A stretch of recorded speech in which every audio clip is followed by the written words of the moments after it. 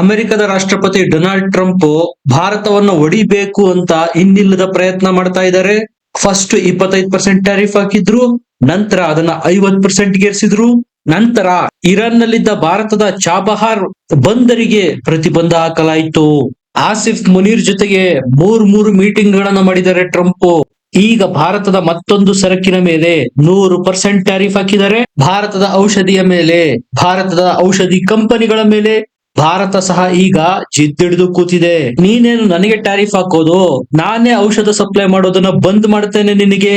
ಇನ್ನು ಮುಂದೆ ಅಮೆರಿಕಕ್ಕೆ ನಮ್ಮ ಜನರಿಕ್ ಮೆಡಿಸಿನ್ ಇಲ್ಲ. ನೆನಪಿರ್ಲಿ ನಿಮಗೆ, ಭಾರತ ಅಮೆರಿಕಕ್ಕೆ ಔಷಧಿ ಸಪ್ಲೈ ಮಾಡುವ, ರಫ್ತು ಮಾಡುವ ಅತಿ ದೊಡ್ಡ ದೇಶ. ಈಗ ಅಮೆರಿಕ ಭಾರತದ ಬ್ರಾಂಡೆಡ್ ಮತ್ತು ಪೇಟೆಂಟ್ ಇರುವ ಔಷಧಿಗಳ ಮೇಲೆ 100% ಟ್ಯಾರಿಫ್ ಹಾಕೋದಾಗಿ ಘೋಷಣೆ ಮಾಡಿದೆ. ನಿನ್ನೆ ಇದನ್ನ ಟ್ರಂಪ್ ಟ್ರುತ್ ಸೋಷಿಯಲ್ ಮೀಡಿಯಾದಲ್ಲಿ ಪೋಸ್ಟ್ ಮಾಡಿ ಶೇರ್ ಮಾಡ್ಕೊಂಡಿದ್ದಾರೆ ಸಹ. ಸಂಪೂರ್ಣ ಸಂಚಿಕೆ ನೋಡಿ, ಸ್ಪಷ್ಟವಾಗಿ ಗೊತ್ತಾಗುತ್ತೆ ಇದರಿಂದ ಭಾರತಕ್ಕೆ ಲಾಸ್ ಆಗುತ್ತಾ, ಅಮೆರಿಕಕ್ಕೆ ಲಾಸ್ ಆಗುತ್ತಾ. ಇದರ ಎಫೆಕ್ಟ್ ಶೇರ್ ಮಾರುಕಟ್ಟೆ ಮೇಲೆ ಸ್ವಲ್ಪ ಆಗಿದೆ. ಭಾರತದ ಮೆಡಿಸಿನ್ ಕಂಪನಿಯ ಶೇರ್ಗಳು ಸ್ವಲ್ಪ ಕುಸಿತ ಕಂಡಿರೋದಂತೂ ಸತ್ಯ. ಅದು ಡಾಕ್ಟರ್ ರೆಡ್ಡಿಸ್ ಲ್ಯಾಬೊರೇಟರಿ, ಲ್ಯೂಪಿನ್, ಸನ್ ಫಾರ್ಮಾದಂತಹ ಭಾರತದ ಕಂಪನಿಗಳ ಮೇಲೆ ಸ್ವಲ್ಪ ಮಟ್ಟಿಗಿನ ಪರಿಣಾಮ ಬೀರಿದೆ. ಸ್ನೇಹಿತರೆ, ಇದು ರಿಕವರಿ ಆಗುತ್ತೆ, ಯಾವುದೇ ಆತಂಕ ಪಡುವ ಅವಶ್ಯಕತೆ ಇಲ್ಲ. ಅಮೆರಿಕ ಇಲ್ಲಿ ಬಳಸ್ತಾ ಇರೋದು ಒತ್ತಡ ಏರುವ ತಂತ್ರ. ಭಾರತ ರಷ್ಯಾದಿಂದ ತೈಲ ಖರೀದಿ ಮಾಡೋದನ್ನ ನಿಲ್ಲಿಸಿ ನಮ್ಮಿಂದ ಖರೀದಿ ಮಾಡ್ಲಿ ಅನ್ನೋದು ಇವರ ಆಟ. ಹಾಗಾಗಿ ಒಂದಾದ ನಂತರ ಒಂದು ಒತ್ತಡ ತಂತ್ರ ಅನುಸರಿಸ್ತಾ ಇದ್ದಾರೆ. ಇವರಿಗೆ ನಮ್ಮ ಡೈರಿ ಸೆಕ್ಟರ್ಗೆ, ಅಗ್ರಿಕಲ್ಚರ್ಗೆ, ಮೀನುಗಾರಿಕೆ ಮಾರುಕಟ್ಟೆಗೆ ಓಪನ್ ಎಂಟ್ರಿ ಕೊಡ್ಬೇಕಂತೆ. ಆದ್ರೆ ಮೋದಿ ಇದಕ್ಕೆ ಬಂಡೆಯಂತೆ ಅಡ್ಡ ನಿಂತಿದ್ದಾರೆ. ಯಾವುದೇ ಕಾರಣಕ್ಕೂ ನಮ್ಮ ಕೃಷಿ ಮಾರುಕಟ್ಟೆಗೆ ಅಮೆರಿಕಕ್ಕೆ ಎಂಟ್ರಿ ಇಲ್ಲ. ಮೊದಲೇನ್ ಮಾಡ್ತು ಅಮೆರಿಕ, ಭಾರತದಿಂದ ಹೋಗ್ತಕ್ಕಂತಹ ಟೆಕ್ಸ್ಟೈಲ್ ಬಟ್ಟೆಗಳ ಮೇಲೆ ಟ್ಯಾರಿಫ್ ಹಾಕ್ತು. ನಂತರ ಭಾರತದಿಂದ ಹೋಗ್ತಕ್ಕಂತಹ ಚಿನ್ನಾಭರಣಗಳು ಮತ್ತು ವಜ್ರ ವೈಡೂರ್ಯಗಳ ಮೇಲೆ ಟ್ಯಾರಿಫ್ ಹಾಕ್ತು. $1 ಬಿಲಿಯನ್ ಗಟ್ಟಲೆ ಖರ್ಚು ಮಾಡಿ ಭಾರತ ಇರಾನ್ ನಲ್ಲಿದ್ದಂತಹ ಚಾಬಹಾರ್ ಪೋರ್ಟ್ ನ ಅಭಿವೃದ್ಧಿ ಪಡಿಸಿದೆ. ಅದಕ್ಕೆ ಈಗ ಪ್ರತಿಬಂಧ ಏರಿದೆ ಅಮೆರಿಕ. ಚಾಬಹಾರ್ ಮೂಲಕ ನಾವು ಯುರೋಪ್ ಮತ್ತು ಮಿಡಲ್ ಈಸ್ಟ್ ತಲುಪೋದಕ್ಕೆ ವ್ಯವಸ್ಥೆ ಮಾಡ್ಕೊಂಡಿದ್ವಿ, ಅದಕ್ಕೂ ಕಲ್ಲು ಹಾಕೋದಕ್ಕೆ ಪ್ರಯತ್ನ ಮಾಡ್ತಾ ಇದೆ ಅಮೆರಿಕ. ಅಷ್ಟೇ ಅಲ್ಲ, H1B ವೀಸಾದ ಪಾಲಿಸಿನಲ್ಲಿ ಚೇಂಜಸ್ ಮಾಡಿ ದಿಢೀರಂತ ಫೀಸ್ ಅನ್ನ $1,00,000 ಹೆಚ್ಚಿಗೆ ಮಾಡಿ ಭಾರತದ IT ಪ್ರೊಫೆಷನಲ್ಸ್ ಅಮೆರಿಕಕ್ಕೆ ಹೋಗದಂತೆ ತಡೆಯುವ ಪ್ರಯತ್ನ ಮಾಡ್ತಾ ಇದೆ ಅಮೆರಿಕ. ಒಂದಂತೂ ಸ್ಪಷ್ಟ, ಅಮೆರಿಕ ಎಷ್ಟೇ ದುಸ್ಸಾಹಸ ಮಾಡಿದ್ರು, ಭಾರತವನ್ನ ಎದುರಿಸಿ ಬೆದರಿಸಿ ಬೆಂಡಾಗಿಸ್ತೀನಿ ಅಂತ ಪ್ರಯತ್ನ ಮಾಡಿದ್ರು, ಮೋದಿ ಸರೆಂಡರ್ ಆಗೋ ಪ್ರಶ್ನೆನೇ ಇಲ್ಲ. ಈಗಾಗಲೇ ಅಮೆರಿಕದಲ್ಲಿ ಟ್ಯಾರಿಫ್ ನಿಂದಾಗಿ ದಂಗೆಗಳು ಶುರುವಾಗಿದ್ದಾವೆ. ಬೆಲೆ ಏರಿಕೆ, ದಿನಬಳಕೆ ವಸ್ತುಗಳ ಬೆಲೆ ಏರಿಕೆ ಗಗನ ಚುಂಬಿಸಿದೆ. ಇನ್ನು 3 ತಿಂಗಳಲ್ಲಿ ಟ್ರಂಪ್ ವಿರುದ್ಧ ಜನ ದಂಗೆ ಏಳಲಿದ್ದಾರೆ. ವಾಚಾಮಗೋಚರ ರಸ್ತೆಗಿಳಿದು ಒಯ್ಯೋದ್ರಲ್ಲಿ ಯಾವುದೇ ಆಶ್ಚರ್ಯ ಇಲ್ಲ. ಈಗ್ಲೂ ಅಮೆರಿಕದವರು ಬಳಸುವ 47% ಮೆಡಿಸಿನ್ ಭಾರತದಿಂದನೇ ರಫ್ತಾಗೋದು. ಅಮೆರಿಕದವರಿಗೆ ಅಗ್ಗದ ದರದಲ್ಲಿ ಕೈಗೆಟುಕುವ ಮೆಡಿಸಿನ್ ಭಾರತದ್ದು ಮಾತ್ರ. ಈಗ ನಮ್ಮ ಮೆಡಿಸಿನ್ಗೆ 100% ಟ್ಯಾರಿಫ್ ಹಾಕಿರೋದ್ರಿಂದ ಸಹಜವಾಗಿ ಅವುಗಳ ಬೆಲೆ ಅಮೆರಿಕದ ಮಾರುಕಟ್ಟೆನಲ್ಲಿ ಹೆಚ್ಚಾಗುತ್ತೆ. ಆ ಎಕ್ಸ್ಟ್ರಾ 100% ಯಾರು ಕೊಡ್ಬೇಕಾಗಿರೋದು? ಅಮೆರಿಕನ್ನರೇ. ಟ್ರಂಪ್ ರ ಕಂಡೀಷನ್ ಏನು? ಭಾರತದ ಫಾರ್ಮಾಸ್ಯೂಟಿಕಲ್ ಕಂಪನೀಸು ಅಮೆರಿಕದಲ್ಲಿ ಜಾಂಡಾ ಹೂಡ್ಬೇಕಂತೆ, ಅಲ್ಲೇ ಮ್ಯಾನುಫ್ಯಾಕ್ಚರ್ ಮಾಡ್ಬೇಕಂತೆ. ಹಾಗಾದ್ರೆ ಮಾತ್ರ ನಮ್ಮ ಮೆಡಿಸಿನ್ ನ ಕೊಳ್ತಾರಂತೆ. ಭಾರತದ ಕಂಪನಿಗಳಿಗೆ ಏನು ಹುಚ್ಚಿಡ್ದಿದ್ಯಾ ಇಲ್ಲಿಂದ ಅಮೆರಿಕಕ್ಕೋಗಿ ಲಾಸ್ ಮಾಡ್ಕೊಳ್ಳೋದಿಕ್ಕೆ? ಭಾರತದಲ್ಲಿ 5 ಜನ ಉದ್ಯೋಗಿಗಳಿಗೆ ಕೊಡಬೇಕಾದ ಸಂಬಳವನ್ನ ಅಮೆರಿಕದಲ್ಲಿ ಒಬ್ಬರಿಗೆ ಕೊಡ್ಬೇಕಾಗತ್ತೆ. ಹಾಗಾಗಿ ನೀವು ಬೇಡ, ನಿಮ್ಮ ಮಾರ್ಕೆಟ್ ನಮಗೆ ಬೇಕಿಲ್ಲ, ನಾವು ನಿಮಗೆ ಜನರಿಕ್ ಮೆಡಿಸಿನ್ ಕೊಡೋದು ಇಲ್ಲ. ಭಾರತ ಈಗ ಅಮೆರಿಕಕ್ಕೆ ಮೆಡಿಸಿನ್ ಕಳ್ಸಲ್ಲ ಅಂತ ಇದೆ. ಟ್ರಂಪ್ ಇನ್ನು ಕೆಲವೇ ದಿನಗಳಲ್ಲಿ ಭಾರತದ ಮೆಡಿಸಿನ್ ಹಾಕಿರ್ತಕ್ಕಂತಹ ಟ್ಯಾರಿಫ್ ನಿಂದ ಯು ಟರ್ನ್ ತೆಗೆದುಕೊಳ್ತಾರೆ. ಆಪಲ್ ಐಫೋನ್ ವಿಚಾರದಲ್ಲಿ ಏನಾಯ್ತು? ಕೊನೆಗೆ ಟ್ರಂಪ್ ಏನ್ ಮಾಡಿದ್ರು? ಆಪಲ್ ಐಫೋನ್ ಗೆ ಟ್ಯಾರಿಫ್ ಇಲ್ಲ ಅಂತ ಘೋಷಣೆ ಮಾಡಿದ್ರು.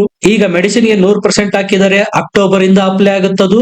ಅಲ್ಲಿಯ ಜನ ಕ್ಯಾಕ್ರಿಸಿ ಉಗಿಯೋದಿಕ್ಕೆ ಶುರು ಮಾಡಿದಾಗ ಇದನ್ನು ಸಹ ವಾಪಸ್ ಪಡಿತಾರೆ. ನೋಡ್ತಾ ಇರಿ. 2024-25ನೇ ಸಾಲಿನಲ್ಲಿ ಭಾರತ ಅಮೆರಿಕಕ್ಕೆ 77,000 ಕೋಟಿ ರೂಪಾಯಿಯಷ್ಟು ಮೆಡಿಸಿನ್ ನ ರಫ್ತು ಮಾಡಿರೋದು. ಕಳೆದ 10 ವರ್ಷದಲ್ಲಿ $1.3 ಟ್ರಿಲಿಯನ್ ಅಮೆರಿಕ ಉಳಿಸಿದೆ. ಭಾರತದಿಂದ ಮೆಡಿಸಿನ್ ಪರ್ಚೇಸ್ ಮಾಡೋ ಮೂಲಕ ಬೇರೆ ಕಡೆಯಿಂದ ಏನಾದ್ರೂ ಮಾಡಿದ್ರೆ $1.3 ಟ್ರಿಲಿಯನ್ ಹೆಚ್ಚಿಗೆ ಕೊಡಬೇಕಾಗಿತ್ತು ಅಮೆರಿಕ. ಇದು ಭಾರತದ ಮೆಡಿಸಿನ್ ಇಂಡಸ್ಟ್ರಿಯ ತಾಕತ್ತು. ಉತ್ತಮ ಗುಣಮಟ್ಟದ ಒಳ್ಳೆ ಕ್ವಾಲಿಟಿಯ ಮೆಡಿಸಿನ್ ಕಡಿಮೆ ದರದಲ್ಲಿ ಕೊಡೋ ದೇಶ ಯಾವ್ದಾದ್ರು ಇದ್ರೆ ಅದು ಭಾರತ ಮಾತ್ರ.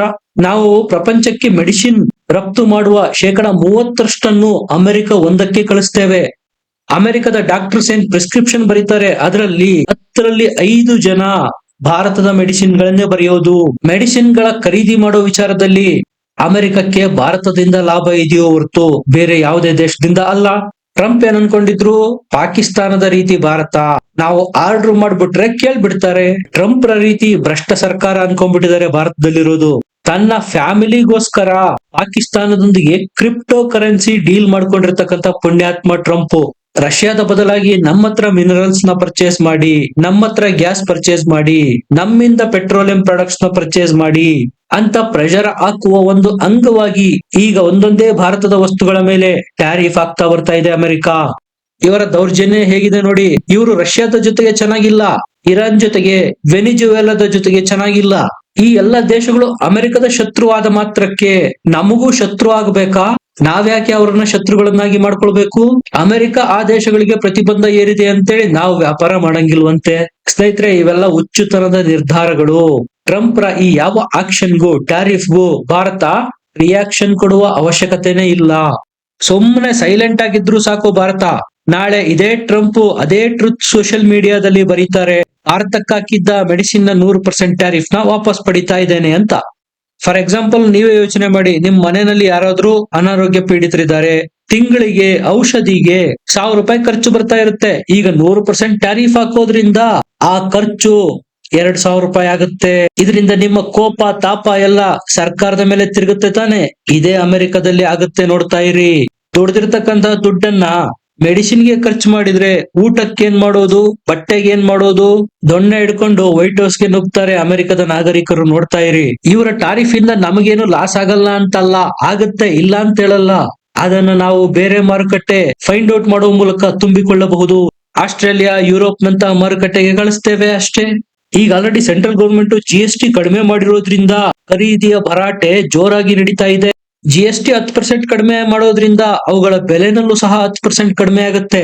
ಅಮೆರಿಕ ಚಾಪೆ ಕೆಳಗೆ ತೂರೋಕ್ ಹೋದ್ರೆ ಭಾರತ ರಂಗೋಲಿ ಕೆಳಗೆ ತೂರ್ತು. ಅಮೆರಿಕಕ್ಕೆ ಕಳಿಸ್ತಾ ಇದ್ದಂತ ವಸ್ತುಗಳಿಗೆ ನಮ್ಮಲ್ಲೇ ಈಗ ಡಿಮ್ಯಾಂಡ್ ಕ್ರಿಯೇಟ್ ಆಗುತ್ತೆ.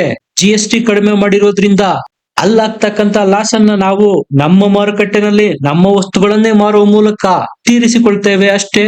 ಹಾಗಾಗಿ ಈಗ ಆಲ್ರೆಡಿ ಭಾರತದಾದ್ಯಂತ ಮೋದಿ ಕ್ಯಾಂಪೇನ್ ಶುರು ಮಾಡಿಯಾಗಿದೆ. Made in India, make in India ವಸ್ತುಗಳನ್ನೇ ಬಳಸಿ ಆತ್ಮನಿರ್ಭರ ಭಾರತದ ಕಡೆಗೆ ಸಾಗಬೇಕಾಗಿದೆ ಅಂತ ಹೆಚ್ಚು ಹೆಚ್ಚು ಒತ್ತು ಕೊಟ್ಟು ಪ್ರಚಾರ ಮಾಡಲಾಗ್ತಾ ಇದೆ. ಅಷ್ಟೊಂದು ಪವರ್ ಇದೆ ಭಾರತದ ಮಾರುಕಟ್ಟೆಗೆ. ನಮ್ಮ ವಸ್ತುಗಳನ್ನು ಮಾರೋದಕ್ಕೆ ಇನ್ನೊಬ್ಬರ ಮೇಲೆ ಡಿಪೆಂಡ್ ಆಗಿರೋದು ಎಷ್ಟು ಡೇಂಜರಸ್ ಅನ್ನೋದು ಟ್ರಂಪ್ ಟ್ಯಾರಿಫ್ ಹಾಕಿದ ಮೇಲೆ ಗೊತ್ತಾಗ್ತಾ ಇದೆ. ಇದು ನಮಗೆ ಒಂದು ಪಾಠ ಆಗ್ಬೇಕು. ಮೊದಲೇ ನಿರುದ್ಯೋಗ ತಾಂಡವಾಡ್ತಾ ಇದೆ, ಹಣದುಬ್ಬರ ಜಾಸ್ತಿ ಇದೆ. ಇದ್ರ ಮೇಲೆ ಟ್ಯಾರಿಫ್ ಹಾಕಿ ಜನರ ಜೇಬಿಗೆ ಕತ್ತರಿ ಹಾಕಿದ್ರೆ ಸುಮ್ನೆ ಬಿಡ್ತಾರಾ? ಹಾರ್ಟ್ ಪೇಷಂಟ್ಗಳು, ಕ್ಯಾನ್ಸರ್ ಪೇಷಂಟ್ಗಳು, ಸೀನಿಯರ್ ಸಿಟಿಜನ್ಸ್ ತಮ್ಮ ವಯೋಸಹಜ ಕಾಯಿಲೆಯಿಂದ ಮೆಡಿಸಿನ್ ಗೆ ಒಂದಷ್ಟು ಖರ್ಚು ಮಾಡ್ಲೇಬೇಕಾಗತ್ತೆ. ಮತ್ತಷ್ಟು ಟ್ಯಾರಿಫ್ ನಿಂದ ಹೊರೆಯಾದ್ರೆ ಸುಮ್ನೆ ಬಿಡ್ತಾರಾ? ಇದ್ರ ಬಗ್ಗೆ ನಿಮ್ಗೆ ಏನಿಸುತ್ತೆ? ಟ್ರಂಪ್ ಮೆಡಿಸಿನ್ ಮೇಲೆ ಟ್ಯಾರಿಫ್ ಹಾಕಿರೋದ್ರಿಂದ ಭಾರತದ ಮೇಲೆ ಪರಿಣಾಮ ಆಗುತ್ತಾ ಇಲ್ವಾ? ಕಮೆಂಟ್ ಮಾಡಿ, ಲೈಕ್ ಮಾಡಿ, ಚಾನೆಲ್ ನ ಸಬ್ಸ್ಕ್ರೈಬ್ ಮಾಡಿ. ಮತ್ತೆ ಸಿಗೋಣ. ನಮಸ್ಕಾರ.